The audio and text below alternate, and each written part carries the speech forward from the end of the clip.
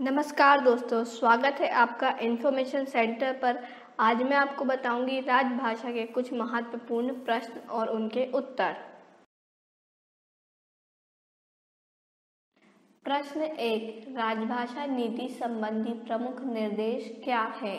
उत्तर, राजभाषा नीति संबंधी प्रमुख निर्देश में राजभाषा अधिनियम की धारा 3(3) के अंतर्गत उल्लिखित प्रलेखों को द्विभाषी रूप में जारी करने तथा इसके अनुपालन के लिए निर्धारित प्रलेखों पर हस्ताक्षर करने वाले अधिकारी को उत्तरदायी बनाने के निर्देश शामिल हैं।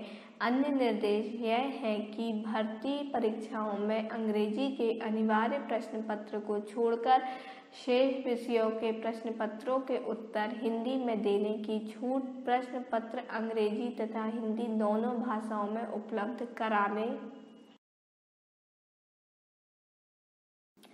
साक्षात्कार में भी हिंदी माध्यम की अनिवार्य रूप से उपलब्धता, सभी प्रकार की वैज्ञानिक तकनीकी संगोष्ठियों तथा परिचर्चाओं आदि में राजभाषा हिंदी में शोध पत्र पढ़ने के लिए प्रेरित और प्रोत्साहित करने का क्षेत्रों के प्रशिक्षण संस्थानों में सामान्यतः हिंदी माध्यम से प्रशिक्षण देने तथा गा क्षेत्र में हिंदी अंग्रेजी दोनों भाषाओं में प्रशिक्षण देने सामग्री तैयार कर परीक्षार्थियों की मांग के अनुसार हिंदी या अंग्रेजी में उपलब्ध कराने, निर्धारित लक्ष्य के अनुसार हिंदी टंकण, हिंदी आशुलिपिक के पद भरने, नियम, कोड, मैनुअल, मानक।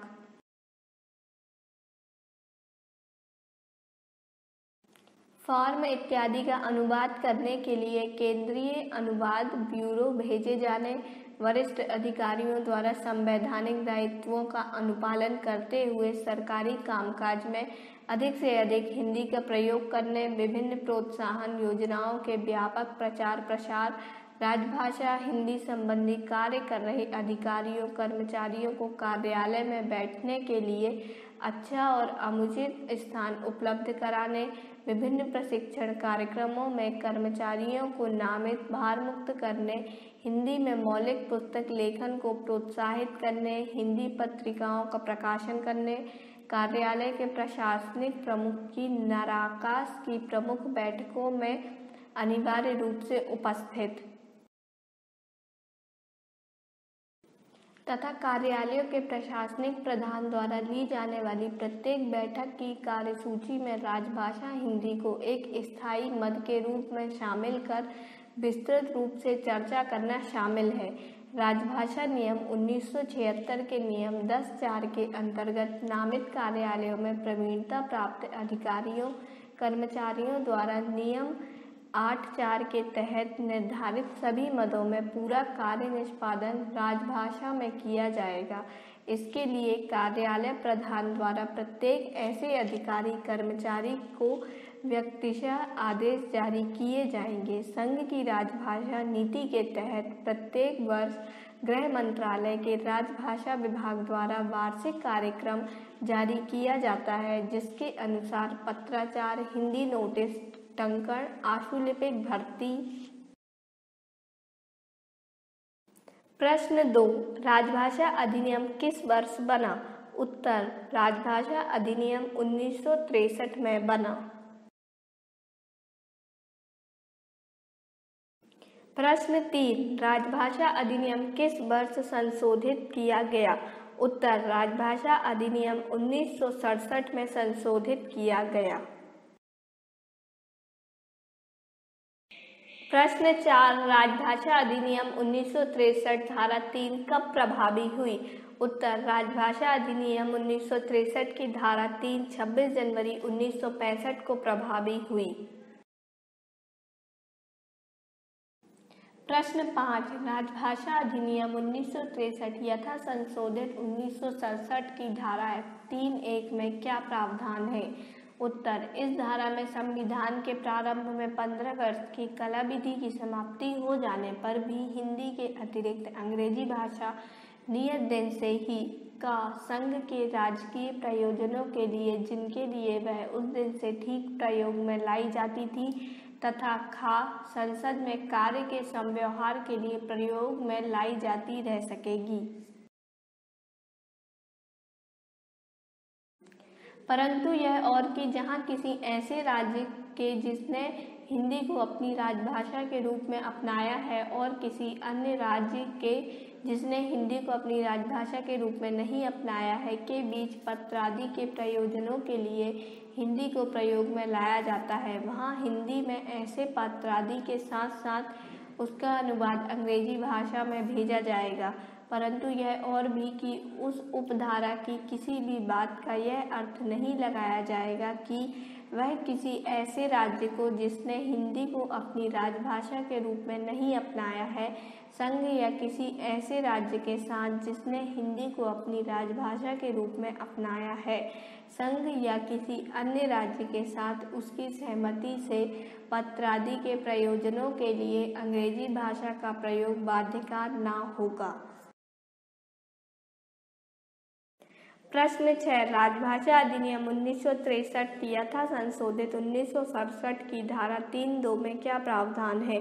उत्तर इस धारा में यह प्रावधान है कि उपधारा 1 में अंतर्विष्ट किसी बात के होते हुए भी जहाँ पत्रादि के प्रयोजनों के लिए अंग्रेजी भाषा पहला केंद्र सरकार के एक मंत्रालय या विभाग या कार्यालय के और दूसरे मंत्रालय या विभाग या कार्यालय के बीच, दूसरा केंद्रीय सरकार के एक मंत्रालय या विभाग या कार्यालय के और केंद्रीय से कर के स्वामित्व में के या नियंत्रण में के किसी निगम या कंपनी या उसके किसी कार्यालय के बीच, तीसरा केंद्रीय सरकार के स्वामित्व में के या नियंत्रण में के किसी निगम या कंपनी या उसके किसी कार्यालय के और अन्य किसी निगम या कंपनी या कार्यालय के बीच प्रयोग में लाई जाती है, वहाँ उस तारीख तक जब पूर्वोक्त संबंधित मंत्रालय, विभाग, कार्यालय का निगम या कंपनी का कर्मचारी हिंदी का कार्यसाधक ज्ञान प्राप्त नहीं कर लेता, ऐसे पत्रादि का अनुवाद यथास्थिति अंग्रेजी भाषा या हिंदी में भी दिया जाएगा। प्रश्न 7 राजभाषा अधिनियम 1963 यथा संशोधन 1967 की धारा 3(3) में क्या प्रावधान है? उत्तर इस धारा के अंतर्गत उपधारा 1 में अंतर्विष्ट किसी बात के होते हुए हिंदी और अंग्रेजी भाषा दोनों ही पहला संकल्पों, साधारण आदेशों, नियमों, अधिसूचनाओं, प्रशासनिक या अन्य प्रतिवेदनों या प्रेस विज्ञप्तियों के लिए जो केंद्रीय सरकार या प्रेस विज्ञप्तियों के लिए जो केंद्रीय सरकार या उसके मंत्रालय, विभाग या कार्यालय द्वारा या केंद्रीय सरकार के स्वामित्व में के या नियंत्रण में के किसी निगम या कंपनी द्वारा या ऐसे निगम या कंपनी के किसी कार्यालय द्वारा निकाले जाते हैं या किए जाते हैं। दूसरा संसद के किसी सदन या सदनों के समक्ष रखे गए प्रशासनिक तथा अन्य प्रतिवेदनों और राजकीय कागज पत्रों के लिए। तीसरा केंद्रीय सरकार या उसके किसी मंत्रालय, विभाग या कार्यालय द्वारा या उसकी ओर से या केंद्रीय सरकार के स्वामित्व में के या नियंत्रण में के किसी निगम या कंपनी द्वारा या ऐसे निगम या कंपनी के किसी कार्यालय द्वारा निष्पादित संविदाओं और करारों के लिए तथा निकाली गई अनुज्ञप्तियों, अनुज्ञापत्रों, सूचनाओं और निविदा प्रारूपों के लिए प्रयोग में लाई जाएगी। प्रश्न 8 राजभाषा अधिनियम 1963 यथा संशोधित 1967 की धारा 3(3) के अंतर्गत ऐसे कौन कौन से प्रलेख केंद्र सरकार, उसके किसी मंत्रालय, विभाग, कार्यालय इत्यादि द्वारा हिंदी और अंग्रेजी भाषा में निकालना अनिवार्य है? उत्तर इस धारा के अंतर्गत एक सामान्य आदेश, दूसरा संकल्प, तीसरा नियम, चौथा प्रेस विज्ञप्ति, पांचवा अधिसूचना, छठवां प्रशासनिक एवं अन्य रिपोर्ट, सातवां सूचना, आठवां निविदा प्रारूप, नौवां संविदा, 10वां करार, 11वां अनुज्ञप्ति, 12वां अनुज्ञापन, 13वां संसद में प्रस्तुति हेतु प्रशासनिक एवं अन्य रिपोर्ट एवं 14वां संसद में प्रस्तुति हेतु शासकीय कागजात को हिंदी और अंग्रेजी भाषा में निकालना अनिवार्य है। प्रश्न 9 राजभाषा अधिनियम 1963 यथा संशोधित 1967 की कौन सी दो धाराओं के उपबंध जम्मू कश्मीर राज्य को लागू नहीं होते? उत्तर धारा 6 और 7। प्रश्न 10 राजभाषा नियम 1976 यथा संशोधित 1987 में केंद्रीय सरकार के कार्यालयों की क्या परिभाषा दी गई है? उत्तर केंद्रीय सरकार के कार्यालयों से तात्पर्य पहला केंद्रीय सरकार का कोई मंत्रालय, विभाग या कार्यालय, दूसरा केंद्रीय सरकार द्वारा नियुक्त किसी आयोग, समिति या अधिकरण का कोई कार्यालय और तीसरा केंद्रीय सरकार के स्वामित्व में या नियंत्रण के अधीन किसी निगम या कंपनी का कोई कार्यालय। प्रश्न 11 राजभाषा नियम 1976 यथा संशोधित 1987 के अनुसार केंद्रीय सरकार के कर्मचारी से क्या अभिप्रेत है? उत्तर कर्मचारी से केंद्रीय सरकार के कार्यालय में नियोजित व्यक्ति अभिप्रेत है। प्रश्न 12 राजभाषा नियम 1976 यथा संशोधित 1987 के अनुसार अधिसूचित कार्यालय से क्या अभिप्रेत है? उत्तर अधिसूचित कार्यालय से नियम 10 के उपनियम 4 के अधीन अधिसूचित कार्यालय अभिप्रेत है। प्रश्न 13 राजभाषा नियम 1976 यथा संशोधित 1987 के अनुसार क्षेत्र का के अंतर्गत कौन कौन से राज्य, संघ राज्य शामिल हैं? उत्तर का क्षेत्र के अंतर्गत बिहार, हरियाणा, हिमाचल प्रदेश, मध्य प्रदेश, राजस्थान, उत्तर प्रदेश, छत्तीसगढ़, उत्तराखंड, झारखंड राज्य और अंडमान और निकोबार द्वीप समूह दिल्ली संघ राज्य क्षेत्र आते हैं। प्रश्न 14 राजभाषा नियम 1976 यथा संशोधित 1987 के अनुसार क्षेत्र खा के अंतर्गत कौन कौन से राज्य, संघ राज्य शामिल हैं? उत्तर खा क्षेत्र के अंतर्गत गुजरात, महाराष्ट्र, पंजाब राज्य और चंडीगढ़, दमन दीव और दादर एवं नगर हवेली संघ राज्य आते हैं। प्रश्न 15 राजभाषा नियम 1976 यथा संशोधित 1987 के अनुसार क्षेत्र गा के अंतर्गत कौन कौन से राज्य, संघ राज्य शामिल हैं? उत्तर गा क्षेत्र के अंतर्गत का और खा क्षेत्र में शामिल राज्यों एवं संघ राज्यों को छोड़कर अन्य राज्य एवं संघ क्षेत्र आते हैं।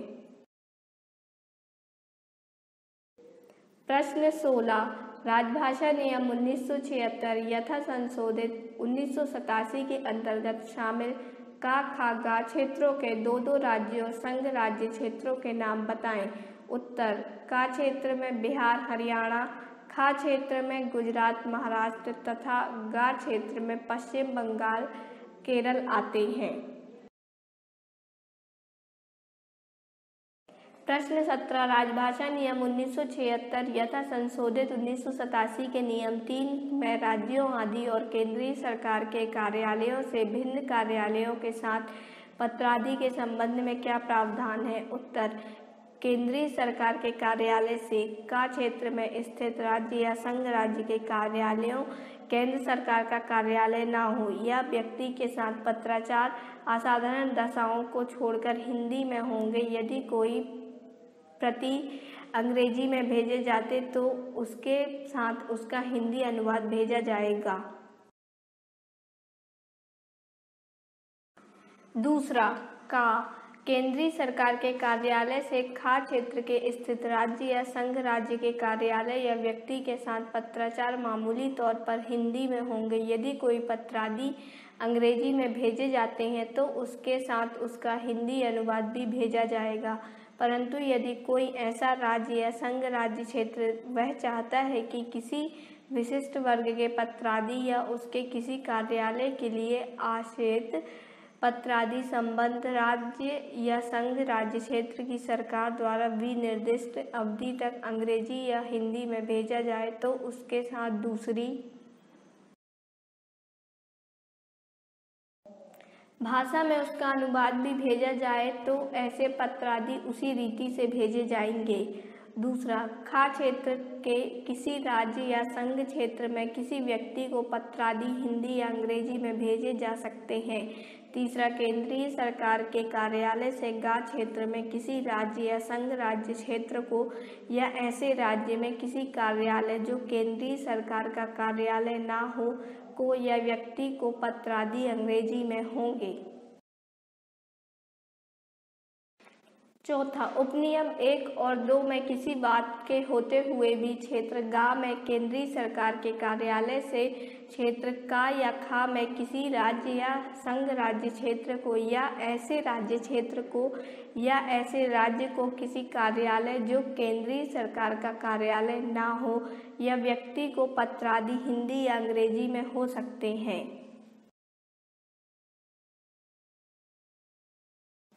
प्रश्न 18, राजभाषा नियम 1976 यथा संशोधित 1987 के नियम 4 में केंद्रीय सरकार के कार्यालयों के बीच पत्रादि के संबंध में क्या प्रावधान है?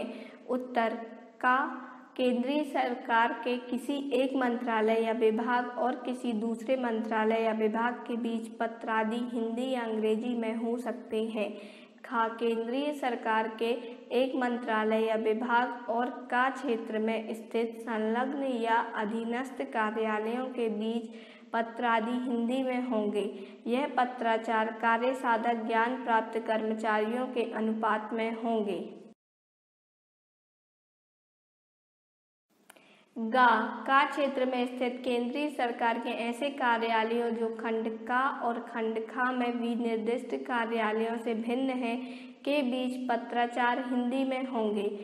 का क्षेत्र में स्थित केंद्रीय सरकार के कार्यालयों और क्षेत्र खा एवं गा में स्थित केंद्र सरकार के कार्यालयों के बीच पत्राचार हिंदी या अंग्रेजी में हो सकते हैं। खा क्षेत्र या गा क्षेत्र में स्थित केंद्रीय सरकार के कार्यालयों के बीच पत्रादि हिंदी या अंग्रेजी में हो सकते हैं। परंतु जहां ऐसे पत्रादि पहला, जहां का या खा क्षेत्र के किसी कार्यालय को संबोधित है वहां यदि आवश्यक हो तो उसका दूसरी भाषा में अनुवाद पत्रादि प्राप्त करने के स्थान पर कार्यालय पर किया जाएगा। दूसरा, जहां गा क्षेत्र में किसी कार्यालय को संबोधित है वहां उनका दूसरी भाषा में अनुवाद उसके साथ भेजा जाएगा, परंतु जहां कोई पत्र अधिसूचित कार्यालय को संबोधित है वहां दूसरी भाषा में ऐसा अनुवाद उपलब्ध कराने की अपेक्षा नहीं की जाएगी। प्रश्न 19, राजभाषा नियम 1976 यथा संशोधित 1987 के नियम 5 में हिंदी में प्राप्त पत्रादि के उत्तर देने का क्या उल्लेख है? उत्तर, नियम 3 एवं 4 में किसी बात के होते हुए भी हिंदी में प्राप्त पत्रादि के उत्तर केंद्रीय सरकार कार्यालय से हिंदी में दिए जाएंगे। प्रश्न 20, नियम 1976 यथा संशोधित 1987 के नियम 7 अनुसार कोई केंद्रीय कर्मचारी अपना आवेदन, अभ्यावेदन, अपील किस भाषा में कर सकता है? उत्तर, यदि कोई आवेदन, अपील या अभ्यावेदन हिंदी में किया गया हो या उस पर हिंदी में हस्ताक्षर किए गए हों तो उसका उत्तर हिंदी में दिया जाएगा। दूसरा, यदि कोई कर्मचारी चाहता है कि सेवा संबंधी कोई आदेश या सूचना जिसका कर्मचारी पर लामील किया जाना है वह हिंदी या अंग्रेजी में होना चाहिए तो उसे विलंब किए बगैर उसी भाषा में दी जाएगी। प्रश्न 21, राजभाषा नियम 1976 यथा संशोधित 1987 के नियम 8 में नोटिंग या कार्यवृत्त के संबंध में क्या प्रावधान है? उत्तर, पहला, कि कोई कर्मचारी किसी फाइल पर टिप्पणी या मसौदा हिंदी या अंग्रेजी में लिख सकता है और उससे यह अपेक्षा नहीं की जाएगी कि वह उसका अनुवाद दूसरी भाषा में प्रस्तुत करे। दूसरा, केंद्रीय सरकार का कोई कर्मचारी जो हिंदी या कार्यसाधक ज्ञान रखता है हिंदी में किसी दस्तावेज के अंग्रेजी की मांग तभी कर सकता है जब वह दस्तावेज विधिक या तकनीकी प्रकृति का है, अन्यथा नहीं। तीसरा, यदि वह प्रश्न उठता है कि कोई विशिष्ट दस्तावेज विधिक या तकनीकी प्रकृति का है या नहीं, तो विमान या कार्यालय का प्रधान उसका विनिश्चय करेगा। चौथा, उपनियम 1 में किसी बात के होते हुए भी केंद्रीय सरकार आदेश द्वारा ऐसे अधिसूचित कार्यालय को विनिर्दिष्ट कर सकती है जहां ऐसे कर्मचारियों द्वारा जिन्हें हिंदी प्रवीणता है, टिप्पण, प्रारूपण और ऐसे अन्य शासकीय प्रयोजनों के लिए जो आदेश में भी निर्दिष्ट किए जाएं, केवल हिंदी में प्रयोग किया जाएगा। प्रश्न 22, राजभाषा नियम 1976 यथा संशोधित 1987 के नियम 9 के अनुसार हिंदी में प्रवीणता प्राप्त कर्मचारी किसे समझा जाता है? उत्तर, हिंदी में प्रवीणता प्राप्त कर्मचारी से तात्पर्य है का मैट्रिक परीक्षा या उसकी समतुल्य या उससे उच्चतर कोई भी परीक्षा हिंदी के माध्यम से उत्तीर्ण कर ली है, या खा स्नातक परीक्षा में अथवा स्नातक परीक्षा के समतुल्य या उससे उच्चतर अन्य परीक्षा में हिंदी को एक वैकल्पिक विषय के रूप में लिया था, या गा यदि वह इन नियमों से उपबद्ध प्रारूप में यह घोषणा करता है कि उसने हिंदी में प्रवीणता प्राप्त कर ली है, तो उसे समझा जाएगा कि वह प्रवीण है। प्रश्न 23, राजभाषा नियम 1976 यथा संशोधित 1987 के नियम 10 के अनुसार हिंदी में कार्य साधक ज्ञान प्राप्त कर्मचारी किसे समझा जाता है? उत्तर, हिंदी में कार्य साधक ज्ञान प्राप्त कर्मचारी उन्हें समझा जाएगा जो पहला, मैट्रिक या उसकी समतुल्य या उससे उच्चतर परीक्षा हिंदी के साथ उत्तीर्ण कर ली, या दूसरा, केंद्रीय सरकार की हिंदी प्रशिक्षण योजना के अंतर्गत आयोजित प्राज्ञ परीक्षा उत्तीर्ण कर ली है, या तीसरा, केंद्रीय सरकार द्वारा उस नियमित विनिर्दिष्ट कोई अन्य परीक्षा उत्तीर्ण कर ली है, या चौथा, यदि वह इन नियमों से उपबद्ध प्रारूप में घोषणा करता है कि उसने ऐसा ज्ञान प्राप्त कर लिया है जो उसके बारे में यह समझा जाएगा कि उसने हिंदी का कार्य साधक ज्ञान प्राप्त कर लिया है।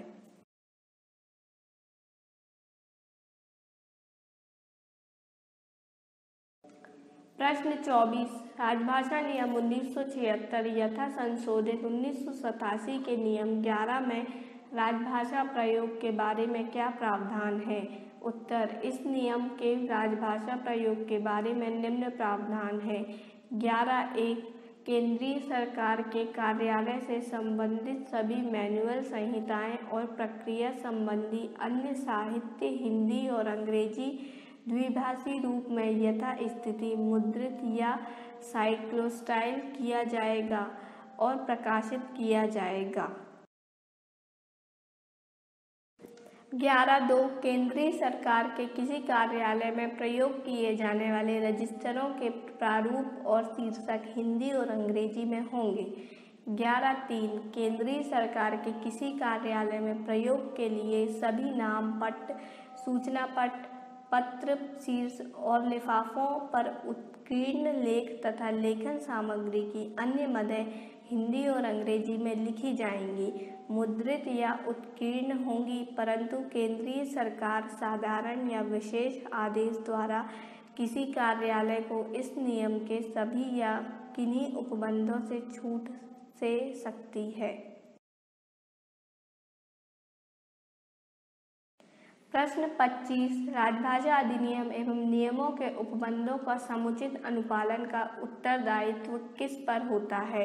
उत्तर, केंद्रीय सरकार के प्रत्येक कार्यालय के प्रशासनिक प्रधान का यह उत्तरदायित्व है कि अधिनियम और नियमों के उपबंधों के समुचित अनुपालन करवाए। प्रश्न 26, राजभाषा का वार्षिक कार्यक्रम किस मंत्रालय द्वारा किया जाता है? उत्तर, सरकारी कामकाज मूल रूप से हिंदी में करने के लिए 20,000 शब्द लेखन योजना के अंतर्गत प्रथम पुरस्कार के रूप में 1,600 रुपये के 2, द्वितीय पुरस्कार के रूप में 800 रुपये के 3 तथा तृतीय पुरस्कार के रूप में 600 रुपये के 5 पुरस्कार 1 यूनिट के लिए दिए जाते हैं। प्रश्न 27 केंद्रीय कार्यालय में कार्यरत अधिकारियों एवं कर्मचारियों के लिए हिंदी शिक्षण योजना के अंतर्गत कौन कौन सी परीक्षाएं संचालित होती हैं? उत्तर प्रबोध, प्रवीण एवं प्राज्ञ। प्रश्न 28 प्रबोध, प्रवीण एवं प्राज्ञ की परीक्षाएं किन अधिकारियों एवं कर्मचारियों के लिए आवश्यक होता है? उत्तर जिन अधिकारियों एवं कर्मचारियों को हिंदी का कार्य साधक ज्ञान नहीं है, उन्हें उपर्युक्त परीक्षाओं में से उनके लिए निर्धारित परीक्षा उत्तीर्ण करना आवश्यक है। प्रश्न 29 प्रबोध परीक्षा अच्छे अंकों से प्राप्त करने पर नगद पुरस्कार स्वरूप कितनी राशि प्रदान की जाती है? उत्तर 70% या इससे अधिक अंक प्राप्त करने पर 1600 रुपये, 60% या इससे अधिक किंतु 60% से कम अंक प्राप्त करने पर 400 रुपये का नगद पुरस्कार प्रदान किया जाता है। प्रश्न 30 प्रवीण परीक्षा अच्छे अंकों से पास करने पर नगद पुरस्कार स्वरूप कितनी राशि प्रदान की जाती है? उत्तर 70% से कम अंक प्राप्त करने पर 1200 रुपये तथा 55% या इससे अधिक किंतु 60% से कम अंक प्राप्त करने पर 600 रुपये का नगद पुरस्कार प्रदान किया जाता है। प्रश्न 31 प्राज्ञ परीक्षा अच्छे अंकों से प्राप्त करने पर नगद पुरस्कार स्वरूप कितनी राशि प्रदान की जाती है? उत्तर 70% या इससे अधिक अंक प्राप्त करने पर 2400 रुपये, 60% या इससे अधिक किंतु 70% से कम अंक प्राप्त करने पर 1600 रुपये तथा 55% या इससे अधिक किंतु 60% से कम अंक प्राप्त करने पर 800 रुपये का नगद पुरस्कार प्रदान किया जाता है। प्रश्न 32 हिंदी शिक्षण योजना के अंतर्गत प्रबोध, प्रवीण एवं प्राज्ञ की परीक्षा निजी प्रयत्नों से पास करने पर एक मुश्त पुरस्कार स्वरूप कितनी राशि प्रदान की जाती है? उत्तर प्रबोध परीक्षा के लिए रुपये 1600, प्रवीण परीक्षा के लिए रुपये 1500 तथा प्राज्ञ परीक्षा के लिए रुपये 2400 एक मुश्त पुरस्कार स्वरूप प्रदान किया जाता है। प्रश्न 33 हिंदी शिक्षण योजना के अंतर्गत हिंदी टंकण परीक्षा उत्तीर्ण करने पर प्रोत्साहन नगद पुरस्कार के रूप में कितनी राशि प्रदान की जाती है? उत्तर 97% या उससे अधिक अंक प्राप्त करने पर 2400 रुपये, 95% या इससे अधिक किंतु 97% से कम अंक प्राप्त करने पर 1600 रुपये तथा 90% या इससे अधिक किंतु 95% से कम अंक प्राप्त करने पर 800 रुपये का नगद पुरस्कार प्रदान किया जाता है। प्रश्न 34 तकनीकी रेल विषयों पर हिंदी में मौलिक पुस्तकें लिखने के लिए लाल बहादुर शास्त्री तकनीकी मौलिक नगद पुरस्कार योजना के अंतर्गत पुरस्कार के रूप में कितनी राशि दी जाती है? उत्तर प्रथम पुरस्कार रुपये 15,000, द्वितीय पुरस्कार रुपये 7,000, तृतीय पुरस्कार 3,301 की राशि दी जाती है। प्रश्न 35 हिंदी में मौलिक पुस्तक लेखन के लिए गृह मंत्रालय की इंदिरा गांधी पुरस्कार योजना के अंतर्गत कितनी राशि का पुरस्कार दिया जाता है? उत्तर इसके अंतर्गत प्रथम पुरस्कार के रूप में 40,001 रुपये, द्वितीय पुरस्कार के रूप में 30,001 रुपये, तृतीय पुरस्कार के रूप में 20,000 तथा 57वां पुरस्कार के रूप में 10,001 दिया जाना निर्धारित है। प्रश्न 36 अधिकारियों द्वारा हिंदी में डिक्टेशन देने तथा उन्हें प्रोत्साहित करने की क्या योजना है तथा इसके अंतर्गत दिए जाने वाले पुरस्कार कौन कौन से हैं? उत्तर अधिकारियों द्वारा वर्ष भर कैलेंडर ईयर में डिक्टेशन देने पर रुपये 2000 के 2 पुरस्कार देने का प्रावधान है। जिसके अंतर्गत एक पुरस्कार का एवं खा क्षेत्र घोषित निवास वाले अधिकारी को तथा एक पुरस्कार गा क्षेत्र घोषित निवास वाले अधिकारी को पुरस्कार देने का प्रावधान है। प्रश्न 37 भारतीय संविधान के अनुच्छेद 344(1) एवं 351 में अष्टम अनुसूची दी गई भारतीय भाषाएं कौन कौन सी हैं? उत्तर, इस अनुच्छेद के अंतर्गत निम्न भाषाओं को अष्टम सूची में शामिल किया गया है।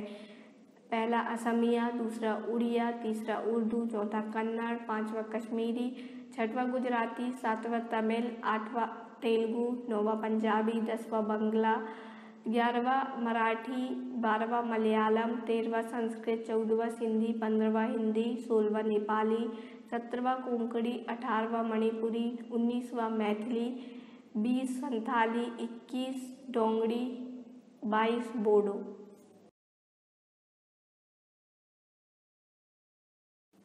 प्रश्न 38 जिन तेल कार्यालयों में हिंदी के काम के लिए पर्याप्त कर्मचारी नहीं है वहां राजभाषा अधिनियम 1963 की धारा 3(3) के विभिन्न उपबंधों का 100% अनुपालन के संबंध में क्या आदेश है? वहां अनुवाद कार्य कैसे संपन्न कराया जाता है?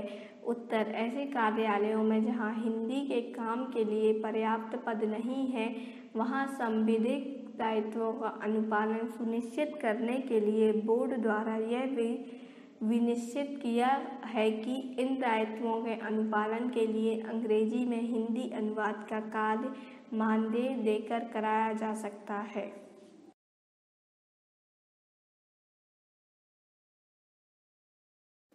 प्रश्न 39 क्षेत्रीय जोनल स्तर के कार्यान्वयन समिति में कौन कौन से पदाधिकारी शामिल होते हैं? उत्तर, क्षेत्रीय राजभाषा कार्यान्वयन समिति के पदेन अध्यक्ष महाप्रबंधक होते हैं तथा सचिव के रूप में राजभाषा विभाग के उप मुख्य राजभाषा अधिकारी वरिष्ठ राजभाषा अधिकारी कार्य करते हैं तथा नामित सदस्यों में सभी प्रमुख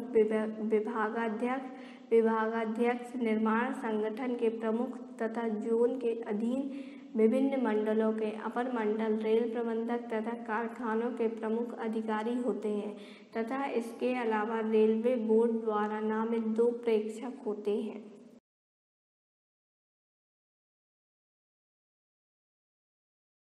हमारे इस वीडियो को एंड तक देखने के लिए आपका बहुत बहुत धन्यवाद। आपको हमारा ये वीडियो कैसा लगा हमें कमेंट बॉक्स पर कमेंट कर जरूर बताएं और जो इस चैनल पर नए हैं वह हमारे चैनल इन्फॉर्मेशन सेंटर को सब्सक्राइब कर लें। आप हमारे वीडियो को लाइक एंड शेयर जरूर करें। धन्यवाद।